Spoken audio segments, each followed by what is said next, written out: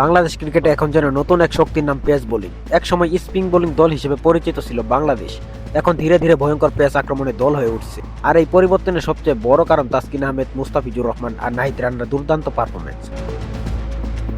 শুরুর আঘাতটা বেশিরভাগই এনে দেন তাসকিন আহমেদ। নতুন বলে গতি, সুইং আর সিম মুভমেন্ট ব্যাটারদের শুরু থেকেই চাপে ফেলে দেয়। অনেক সময় ম্যাচের মোড় ঘুরিয়ে দেওয়ার মতো উইকেটও তুলে নেন তিনি। শুধু উইকেট নয়, প্রতিপক্ষকে এমন চাপে রাখেন যাতে অন্য বোলাররাও সুবিধা পায়। তাই বাংলাদেশের পেস আক্রমণের অন্যতম ভরসা এখন তাসকিন আহমেদ।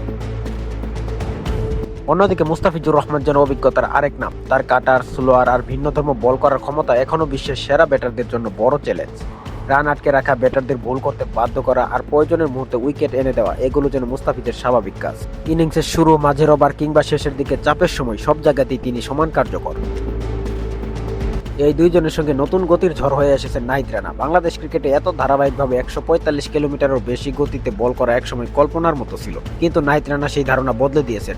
তার উচ্চতা, গতি আর বাউন্স এখন প্রতিপক্ষের জন্য নতুন আতঙ্ক। ব্যাটারদের ভুল করতে বাধ্য করা আর ম্যাচের বাড়তি আগ্রাসন যোগ করা, এখানেই নাহিদের আলাদা শক্তি। তবে শুধু এই তিনজন নয়, পুরো পেস ইউনিট এখন শক্তিশালী হয়ে উঠছে। শরীফুল ইসলাম, তানজিম হাসান, সাকিব, হাসান মাহমুদের মতো বোলাররাও নিজেদের ভূমিকা রাখছেন। সামনে 2027 বিশ্বকাপ, আর আয়োজন হবে এমন কন্ডিশনে যেখানে পেস বোলিং ভূমিকা অনেক বড় হতে পারে। যদি এই ধারাবাহিকতা ধরে রাখা যায় তাহলে বাংলাদেশের পেস আক্রমণ বিশ্বমঞ্চে পার্থক্য গড়ে দিতে পারে। এখন দেখার বিষয় এই গতির গল্প কত দূরে যায়।